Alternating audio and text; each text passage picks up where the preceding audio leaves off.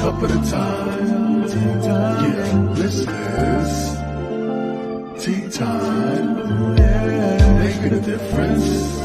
One cup at a time. Tea time. So be sure to grab your tea, grab a seat, and tune in to Miss Liz. Tea time. Making a difference. One cup at a time. Tea time. Yeah.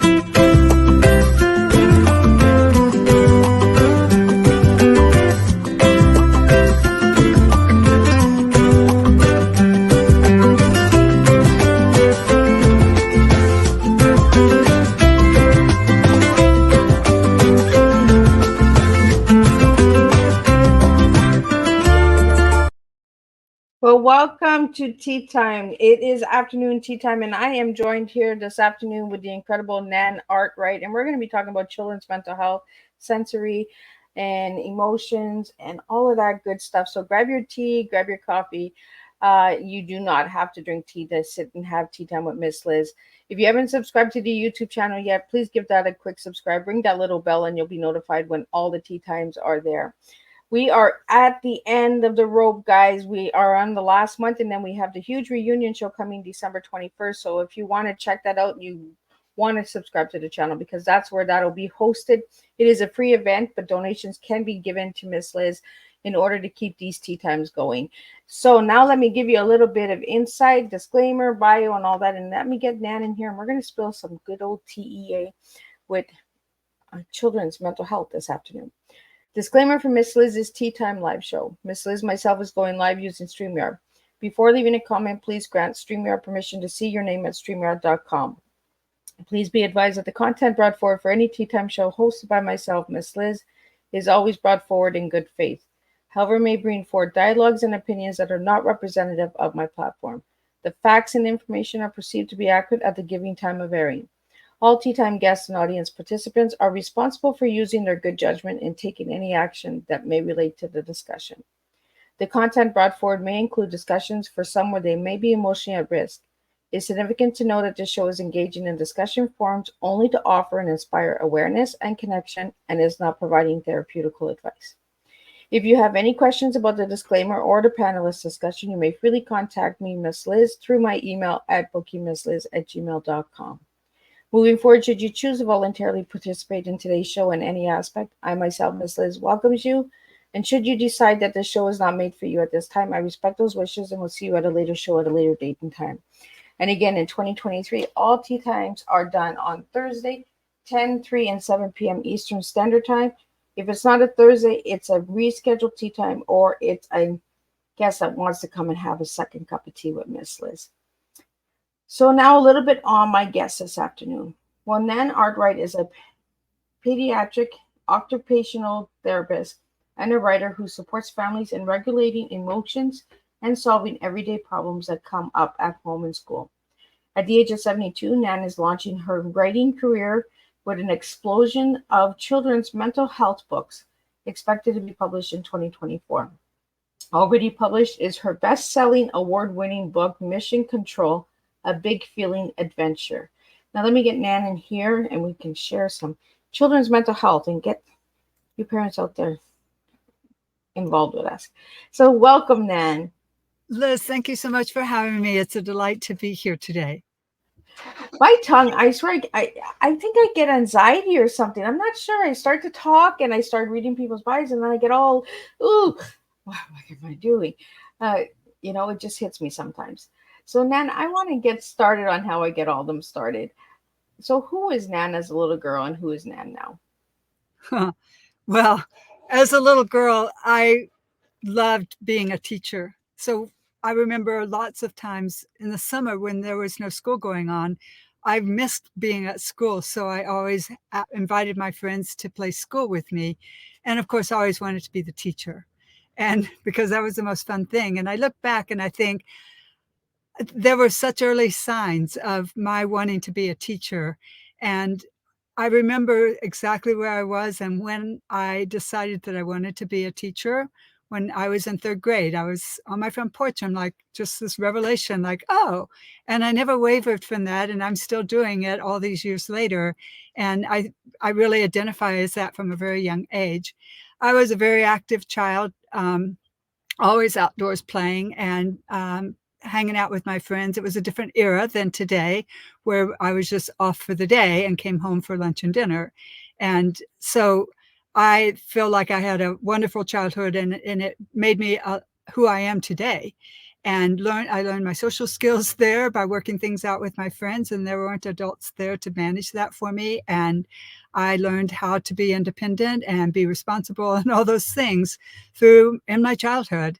And so I'm really grateful for those experiences I had, because I know not everyone has been so fortunate to have those same kinds of experiences. But because I'm trying to give back and help the generations that are following so that they know how to do that. And that is part of my work as an occupational therapist today. A lot of it is emotional regulation for kids, helping them learn to solve problems with peers, but also like figuring out, how do I solve this problem? My sock's not getting on. What should I do? Or this homework is really hard for me. What should I do? And so that's a lot of what I do. It's teaching all the skills that kids need to develop in order to become independent and successful adults, because they've learned the skills through some guidance by adults. Well, when you're in kindergarten, right, that's when you learn how to tie your shoes and put your socks on and put your jacket on and all of that. So do you work with the younger elementary students? I have toddlers to teens. That's my the age range that I work with. Yeah. So which one has the most challenge, do you find? All are equally challenging, just for different reasons. I really like working with the younger children because it's easier to help guide them, because they don't have patterns that established compared to a seventh grader, for example, where there's been a long history of interactions with parents, interactions with peers, and now I'm trying to help them understand the difference between how things have been working for them or not working for them, and how they could do things differently and things would be easier for them. So I'm always looking for ways for things to be easier for them, so that they have more capacity to think about others, more capacity to be able to get their work done without so much difficulty. And also even just with their bodies, making things easier for their bodies, how to sit in your chair without falling out of it, looking for ways to make even that, so that they are not really working at the brainstem level of how should my body be sitting in the chair, or how should I be thinking about space around other kids, but they're able to think more like, oh, what's going on around me?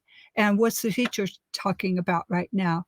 So I'm trying to make those really basic foundation skills easier for kids, to free up the more cortical part of the cortical part of the brain, so that they have more availability to put focus and attention there. So Dan, do you work with the children that have the assessment done with the ESP? ESP, I think they use different terms in different parts of the country or different countries. But I think in California, well, in the United States, maybe you're thinking we have IEPs, might be the same thing. Yes, that's it. I had the wrong letters. Yes, you're right. Oh yeah, some of them do have IEPs for sure, and some do not. Most of the kids probably most of them do not have an IEP, but do benefit from extra support for sure. So when you go into the classrooms, are you sitting in the classrooms all day long, Nan, or are you going in from time to time? How's that work?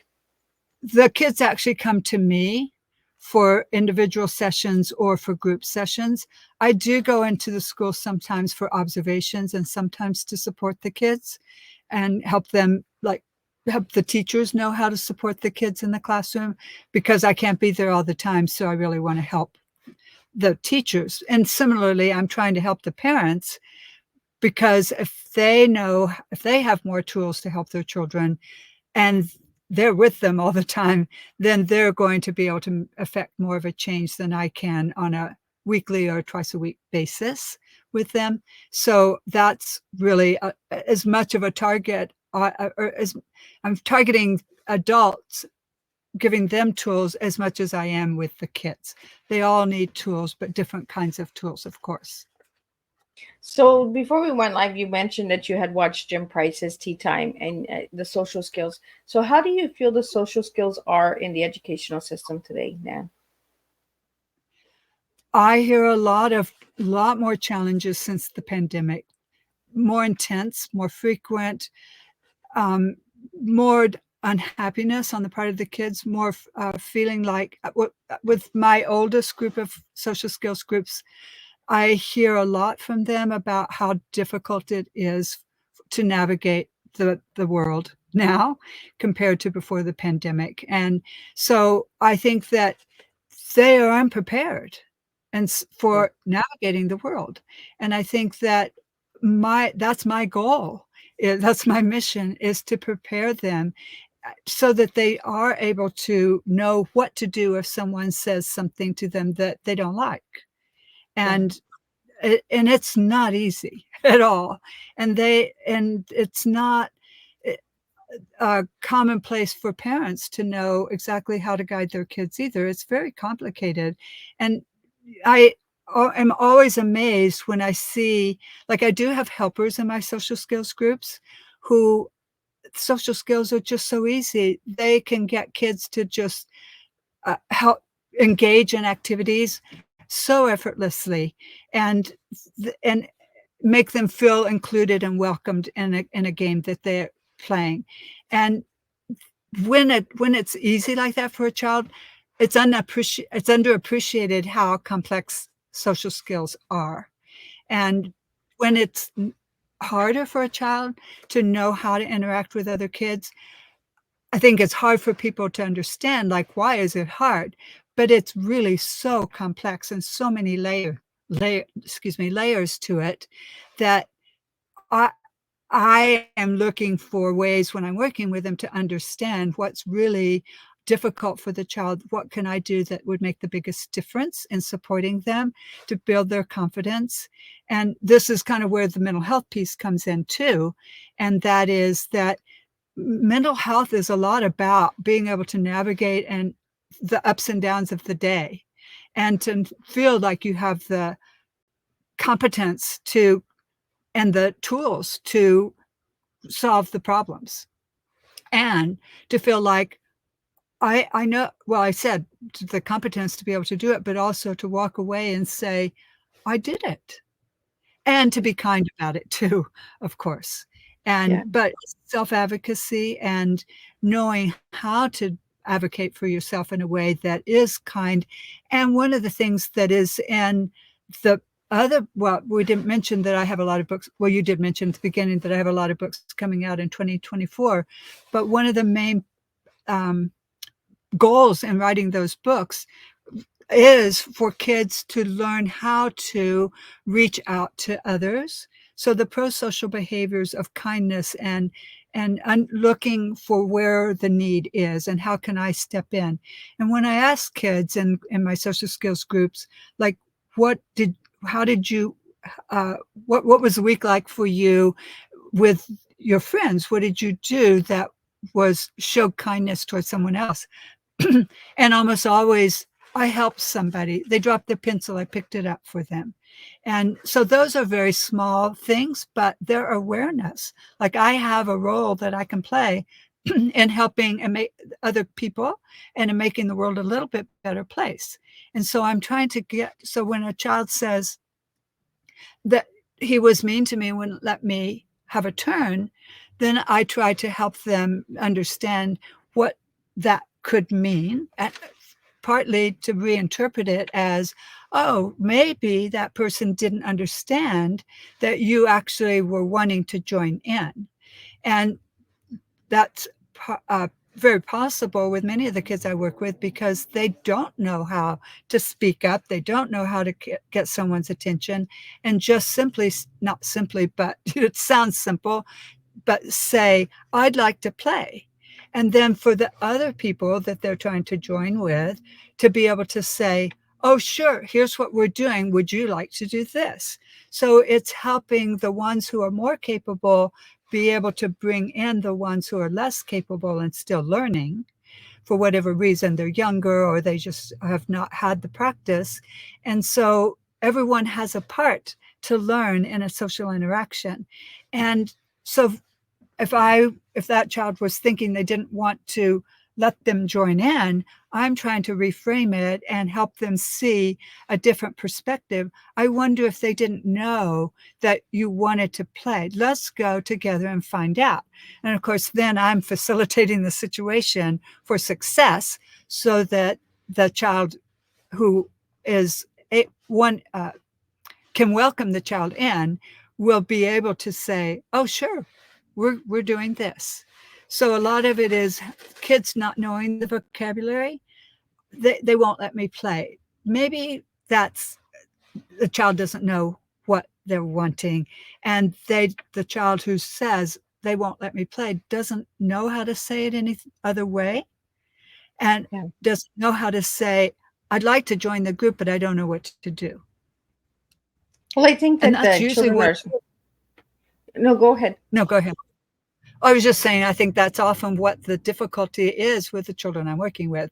They just don't know. Yeah.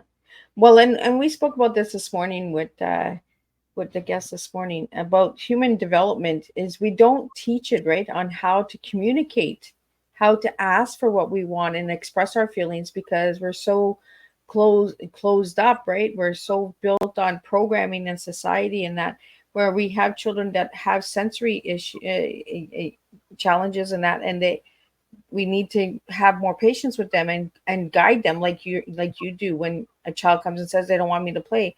But if you don't express that you want to join, how does the other person know, right? So you need that mediator that it helps you come along the way. So how do we get these get the children to communicate a little bit better? That is always what I say is the challenge for every situation that arises in my social skills groups. It is communication.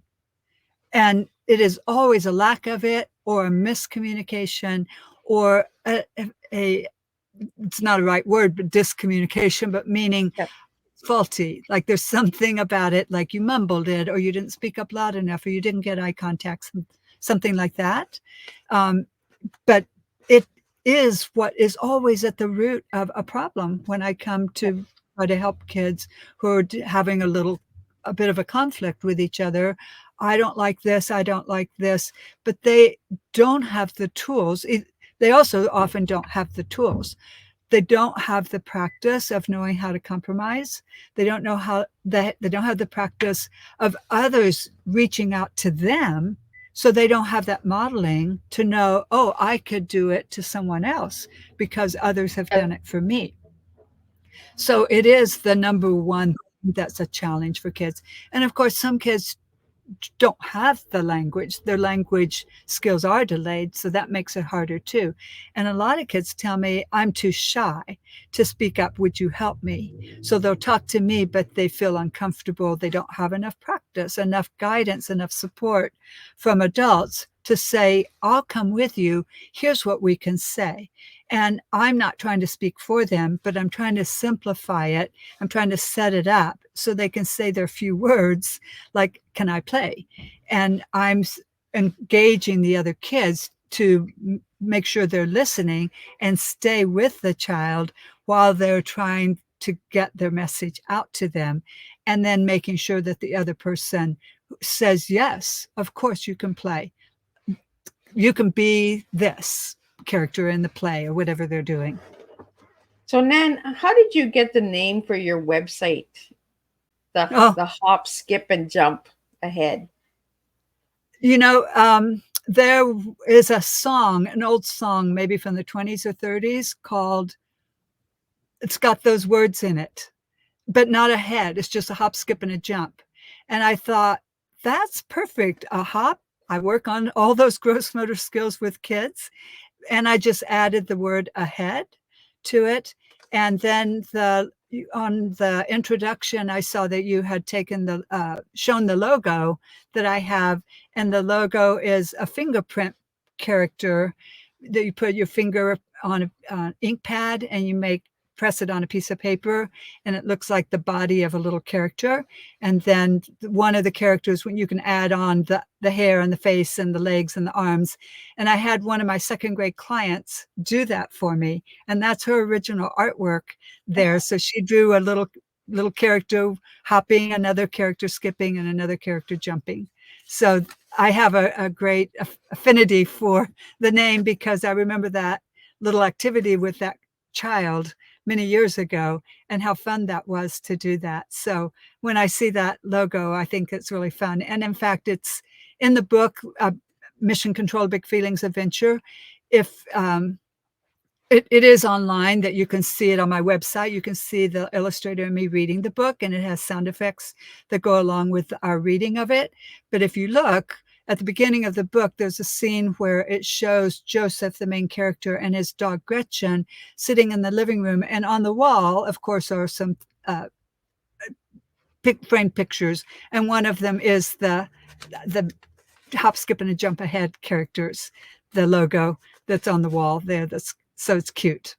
Oh, that is so cool. So you've taken the logo and put it into the book as a wall. Yes. So it's adding cool. In. It's to tell people about little things that are in the book that you wouldn't know. Like, why is that there? And it's fun to let people know some background information. And like, there's also a picture there of Yosemite, because both the illustrator and I really, really love going to Yosemite, which is a national park here in California, driving distance for us. That is really fun to go to and beautiful. And so there's a lot of things like that in the book that are just fun, like how one of the characters, whose name is Robojo, how he got his name. And you have to know a little bit more about the story to appreciate it, but the main character's name is Joseph. And when he goes into his imagination to work out this dilemma, this conflict that he has inside of himself, he pretends to be a robot. So we combined the word robot and Joseph and made it Robojo. And so it's very meaningful, because that is what kids do. They sometimes act out conflicts to things that are bothering them through characters, through puppets, through stuffed animals, just their imaginary play. That's how they do it. So that's kind of how that came to be. But there's a lot of things like that in the book. Well, it kind of gets people to pay attention too when they're looking at the book, because you're putting little nuggets in the book. Yes, there are a lot of little details that are there. And one of the things that the illustrator and I just recently did was do videos of, it's like a character study of each character from the book.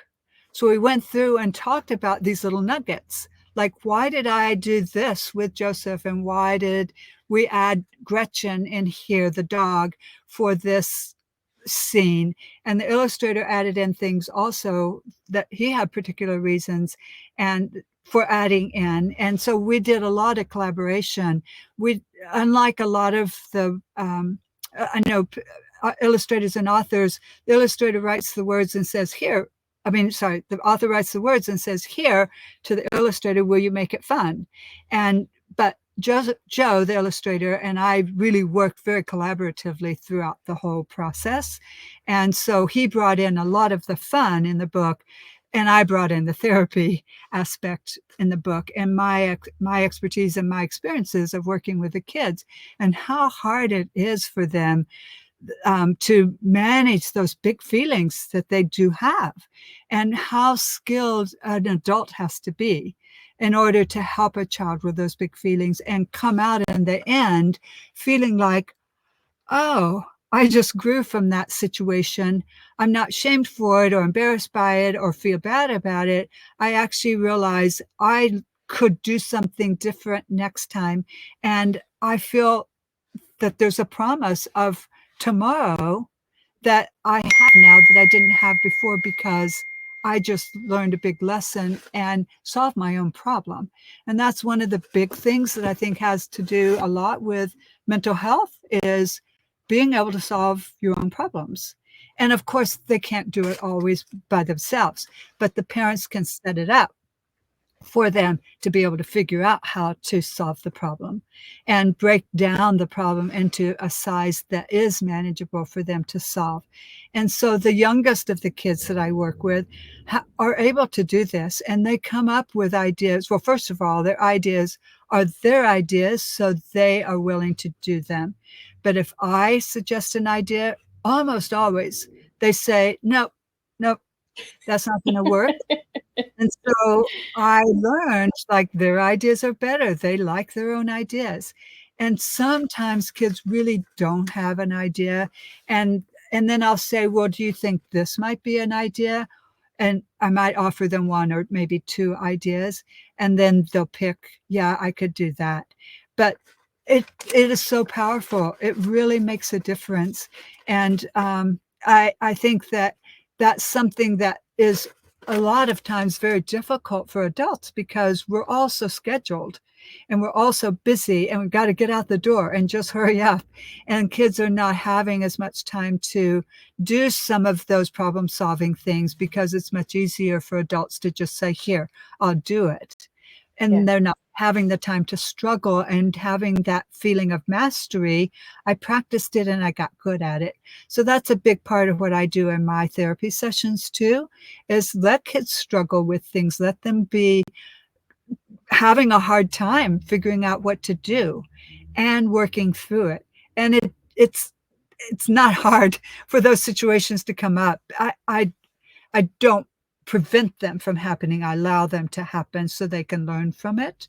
But it's also very easy to prevent a problem, but that's not my goal.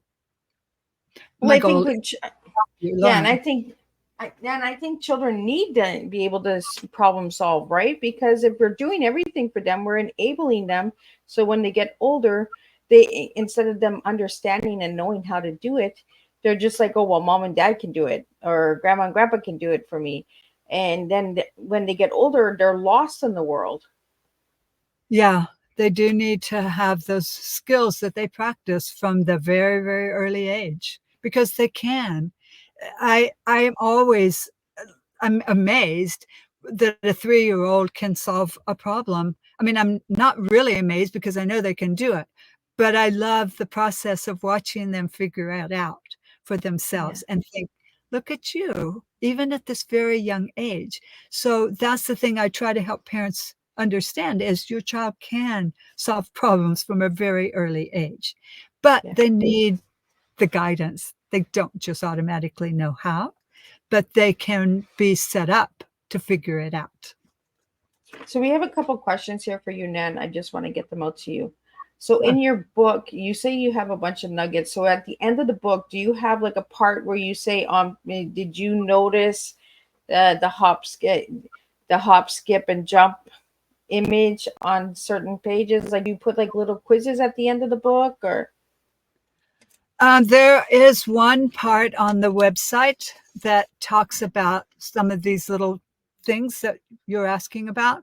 If you go on the website, there's two places. One is a Spaceman Sam's Club for Kids, and Spaceman Sam is is a superhero in the story. and he teaches a lot about emotional regulation for kids. And then there's a Spaceman Sam club for grown-ups also. So I think it's in the kids club where there's a list of, did you know these things about the book? Yeah. I think that's really cool the way you did that, because it makes them pay attention when they're reading. You know, sometimes we just buy a book and we read the story, but we don't look at the little images and the little nuggets that are in there, the little golden secrets, right? Sometimes there's so many children's books out there that are got these nuggets, but because we're so focused on just reading the story, that we forget about the images that are in the book. I agree with you. And that the book that we're talking about, Mission Control: A Big Feelings Adventure, it's all about the pictures. And the illustrator didn't put a lot of words to the picture, to the story. It's mostly pictures, but that's the value of the book to me, is that I can use that book for every situation and for every child that comes to me, because it's that versatile, with having more emphasis on the pictures themselves. So there's a section and there's a page in the book that shows that. So the main idea of the story is that Joseph is watching TV and doesn't want to have to turn off the TV when his mom asks him to, because it's bedtime, and he has a big upset. And so his mom helps calm him enough for him to be able to say, okay, I think that I can go into my imagination and sort this out. So like we said earlier, like get some stuffed animals. And so his mom set him up for him to be able to go into his imagination and work it out. And so in the story, there are these characters called hypnozoids. And the hypnozoids are little characters that are what we do battle against, all of us, like sort of like what we are being asked to do, it's time to go to bed, and what we want to do, have that extra piece of chocolate cake. And so we all have to do that in our lives. We have to have a higher reason for what we're doing. So is the higher reason for Joseph to have a connection with his mom, and to be and have that feeling of I did something hard, or is a higher reason to get the TV time? What drives him? And in his case, he does know, like when I ask kids, when you don't want to do your homework and you have an upset at home and ultimately end up doing the homework, why do you end up doing the homework? And they all say, I just know I have to. And so it's just do it. It's the willpower of doing it. So all kids know the expectation, and it's difficult to find the willpower to just do it, though. And that's what he's battling. I know I'm supposed to go to bed. I know it's what I have to do every night. I know why I need to go to bed, and I still don't like it. That feeling of that, all the kids tell me, I don't like the feeling of being upset. I don't like hitting my parents. I don't like kicking and screaming. I don't like how that feels. And I wish I knew how to do it differently. And so in the story, one of the pictures shows Joseph in that state of, I don't like how this feels. How do I get out of this situation? And that's where parents can help too. Like, can you see that your child is really struggling and needs some guidance from you? And so in the story, the mom is not in the story, but she's represented by the dog in his imagination. And the dog is the one who helps Joseph get out of those uncomfortable feelings by helping him think about the tools he has. Like, can you just calm enough to start thinking about what to do to solve this problem, because he was so upset. Yeah. She helps him calm and suggests taking some deep breaths. I actually do a little activity with the kids where they come up with their own ideas of what they can do to help calm, and what tools they could use, and what vision they would like to see at the end. So if they know that they have to take the garbage out, can they picture their future self actually doing that. And I have them draw a little picture of them doing that. And we talk about the feelings that go along with that. And then what are they going to do in order to be able to do that hard thing? And they will come up with ideas like, just do it. Or sometimes they say, well, I don't want the hypnozoids to win the battle, so I'm going to win the point and just do it. Or some kids draw little pictures of tools that they think that they can use. And some, I have a little toolbox that I share with the kids. Like, here's some ideas to get started. And I have like a pencil that's just a regular pencil. And then I have a rubbery pencil. And we talk about the difference between being flexible, like the rubbery pencil, and rigid, like the other pencil, and what the feelings are that go along with that, and help them see, like, it does feel better to be flexible, but it's really hard to get there. Being rigid and get in your own way is like, that's what you want on one's, in some ways. Of course, we all want just what we want, but that's not always what can happen. So how do you move from that to being flexible? So I just give them tools like that, like actual hands-on tools, and then let them pick out something that they think will help them be able to do something hard. And usually something hard with me is doing something with handwriting, but it also could be a gross motor activity that's hard for them. Or we talk about things like, what will you use at home to help you with this? The parent comes and tells me the child is having difficulty with something at home. So what tools could we use at home? So then I have the parents helping make that plan with the child. So in the end, it is a plan that the child comes up with to help solve that problem, and that they feel good about, actually.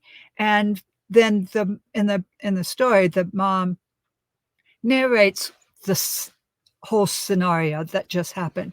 It was time to go to bed. You didn't like it. And I helped you be able to calm enough for you to think, what could I do to solve this problem? Because I'm beginning to see I really need to do what you've asked me to do, but I really don't want to. All of those steps actually occur also in the story.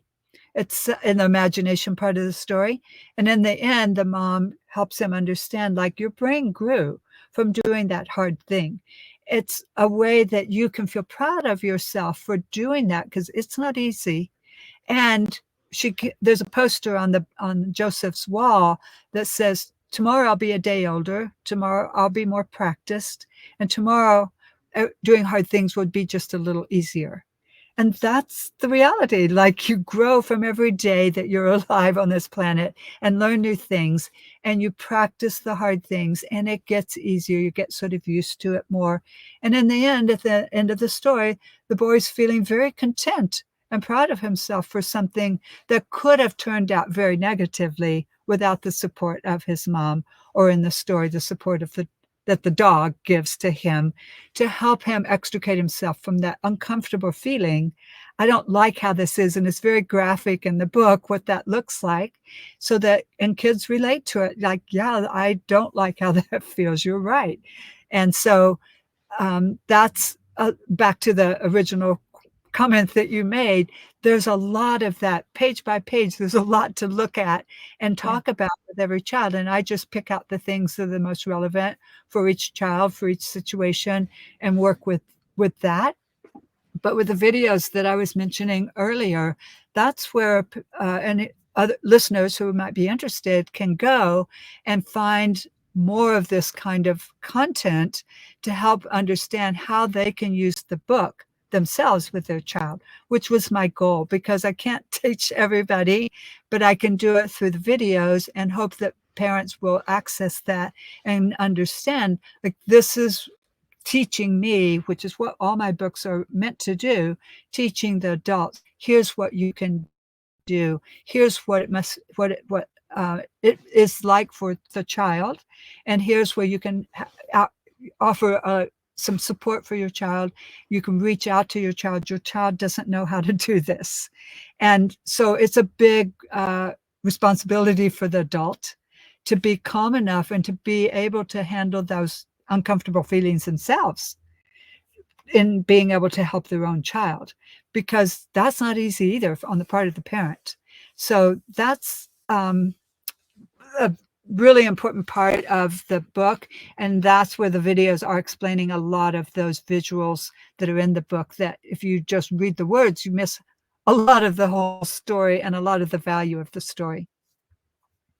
Well, then you're talking about words, so let's get into some words here with you.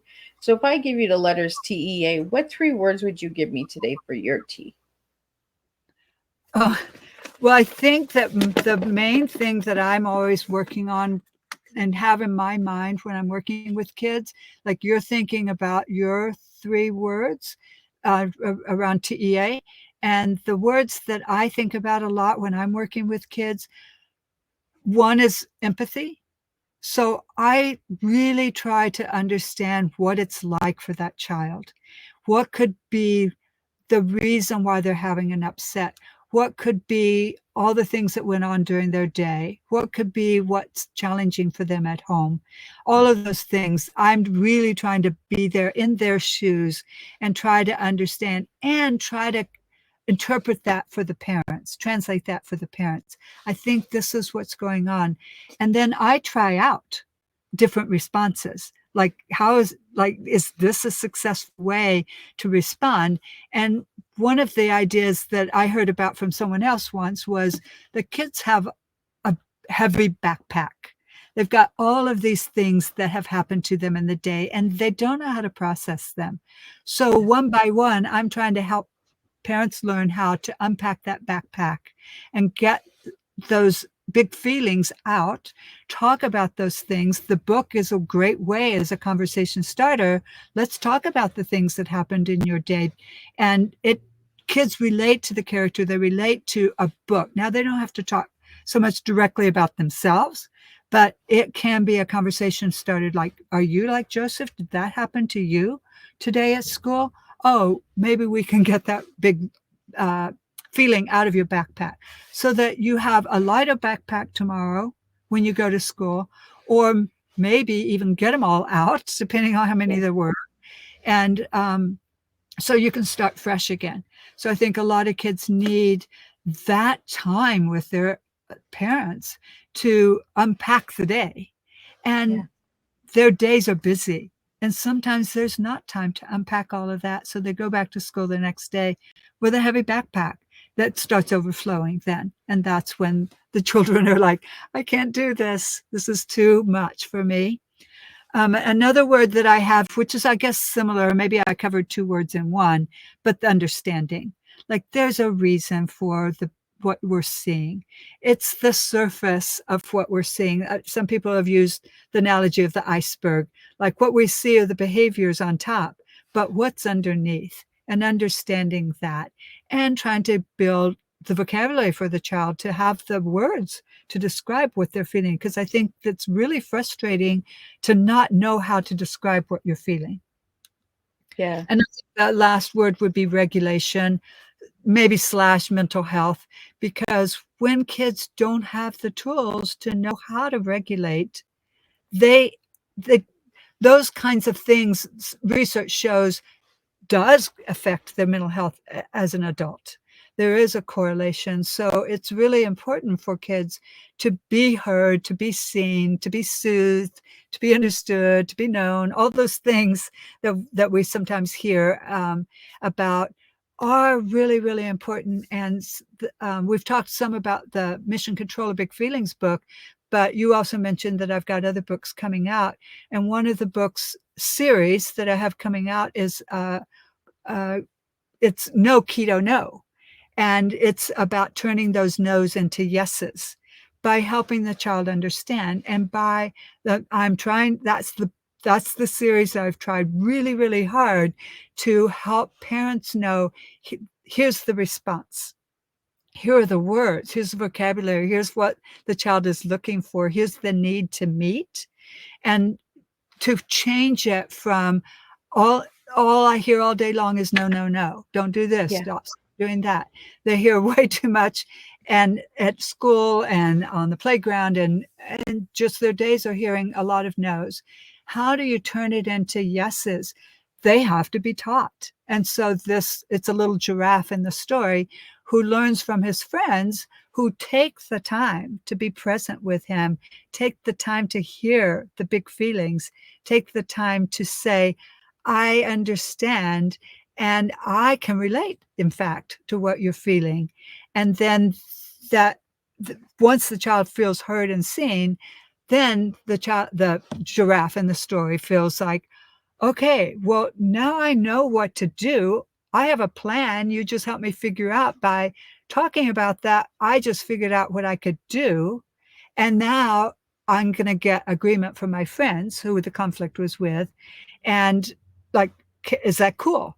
And so then the giraffe has an opportunity to work through that conflict successfully using the plan. And they all are celebrating like, yay, yes, Keto, yes, you did it. So that's what a lot of those stories, and they're all social emotional kinds of issues that come up in that series. And so that's a lot of the regulation is, some of that is in that story because parents have a big opportunity to help regulate their children. And so I'm trying to give them the tools through that series. The other series that I have that's coming out is Seymour pauses. And that's the whole idea. Like if a child can just take a second to stop and think, then what you choose to do could be different and you're going to get different results.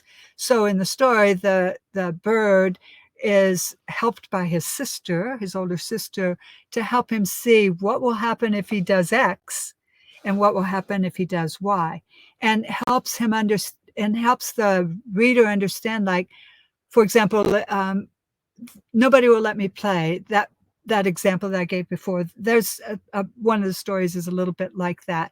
And, or actually one of the best examples I have that I like is a little boy waiting, the bird waiting in line, the main character waiting in line.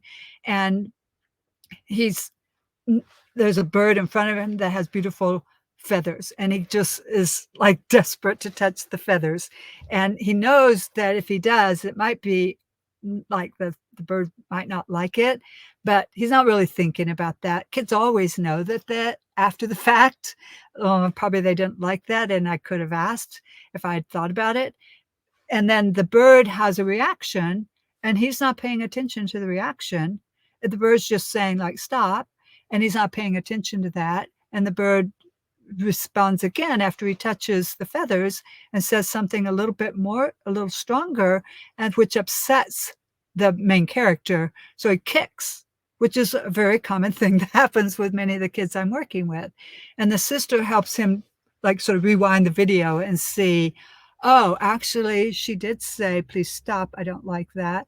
And she did say something else, and you didn't hear that either. So he gets to see that actually he's missing a lot of cues. And because he's intent on something different. So the bigger picture, he's not seeing. He's seeing a little piece of the picture, what he's interested in and what he'd like to do. And it's really hard for him to understand there's more to it. And so his big sister helps him understand that, like, you're missing information. Let me help you see that. Now, what reaction would you have? What would you do differently this time? And then that just has to be practiced a whole bunch of times, because every situation is a little bit different, a different kid, all of those things. But the story, if you can just keep reading it over and over again, then it starts to feel like, I know about that now. It's starting to feel like I could do that. I can be like the character. And that's the main idea of all the stories. Can you relate to the character? Can you feel like you could be successful as well? So now we have a couple questions here about animals and children's mental health. Do you feel that using animals helps children's mental health in storytelling? I think that taking it, instead of talking directly like you, whatever, it's the animal did this. So it's like working with stuffed animals or something in real life. The animal did this. Sometimes I do act out the stories with kids, and they like doing that. And it doesn't feel like they're under the microscope themselves. And so it feels less threatening to them, I feel.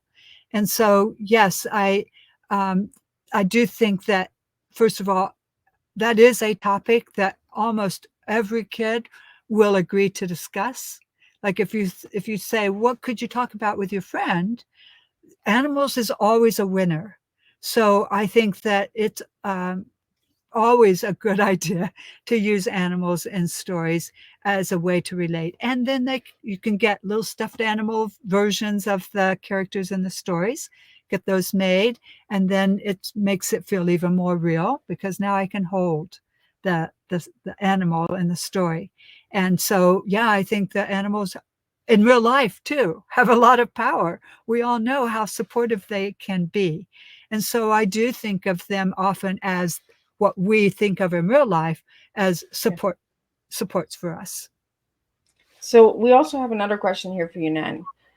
With children with mental health, is there any services out there that they can reach out to that they might not be aware of that you might know of? Well, I think it's different in all parts of the world, what's available. I think that there's a lot more here in the United States available in the schools since the pandemic. There's been definitely an increase in the kind of support. And I think that there's just much more awareness on the part of all adults that the pandemic has really made it difficult for kids of all ages, not to mention us adults, but and knowing even how to help them. And so I think that there are also a lot of online supports and a lot of books out now on mental health too for kids. And so I don't mean online therapy. I meant like online, there are websites that offer a lot of support for parents in knowing how to help their kids. And then the traditional therapists that are outside of the schools that could provide some support too. And there are some organizations, I know of a few, I think they're nonprofit organizations that do offer services for kids. And but I wouldn't know something worldwide or national can do that. But I do know that a lot of the nonprofit organizations are really trying to reach out, not just in the local areas, but globally too, because the need is global. Yes, absolutely. And like you said, us adults struggled with the pandemic. So imagine the children. Yeah. I know my grandchildren really struggled with the in and out of school, right? Going to school and then online schooling them back into class. So it was really confusing for the children, and a lot of mental illness. It was formed from all of the stress, right? The high levels of stress and anxiety and stuff. So what 3 tips would you have for the listeners this afternoon for children that are struggling with mental illness? I think awareness, paying attention to what are the messages you're hearing from your child, what are the behaviors you're seeing. Understand that those behaviors are saying something. They're asking, they have a meaning, and understanding what that is. And then also, I think another important part is the role of the parent, like we kind of talked about already. If the parent is regulated themselves, they're going to be able to help regulate their child. And if the parent is not regulated, then it's really hard for a child to follow along because they need the guidance. And so that seems to be a real challenge. Again, for all the reasons that you just said, thanks to the pandemic, everyone's much more stressed now than before, not like they weren't stressed already. So it's really, really important for adults to have their own coping strategies for how they get through their own day so that they have something for their child still available to be able to see my child needs this right now. And I am feeling that I have actually the time and the patience and the awareness that my child needs me to help guide in the ways that I've tried to model in the books. And because my child is a child, that child hasn't learned what to do. And so it really is important for me to do that. And then I think the third thing is, reaching out find the support for your child and for you as an adult, because parents call me and they're asking for tools for themselves to help their child. They're not just saying, my child needs this. They recognize that they need the support too. So I think that awareness is the first step of all of that, is recognizing and taking the time and noticing. So sort of like the Seymour series of books that I mentioned, like rather, it's not about the small things that just happen. It's a bigger picture. Can you see the bigger picture of what's going on with your child and help them so that they can broaden their view of what's going on? Like, that's what parents can do, is not fixate on the small insignificant things, but to see the bigger concerns that that the child needs support for. So Nan, we're almost at the end here. So any final message that you have for the viewers and listeners today about the books and about where they can find you and all of that good stuff? Oh, thanks for asking. So the book Mission Control: A Big Feelings Adventure is on Amazon, and I have a website, which you've got up on the screen, hopskipandjumpahead.com. If you go to /books, or just go to the tab on books, I have just gotten the books up that are going to be coming out, and I'm hoping to get them all out in 2024. And so you'll see what the books are, and you'll see a little summary of each of the books. So if those are of interest, because you've learned a little bit about what I'm trying to do through my books, and those are topics that feel like they would be helpful to families, then that's a place to go and explore a little bit.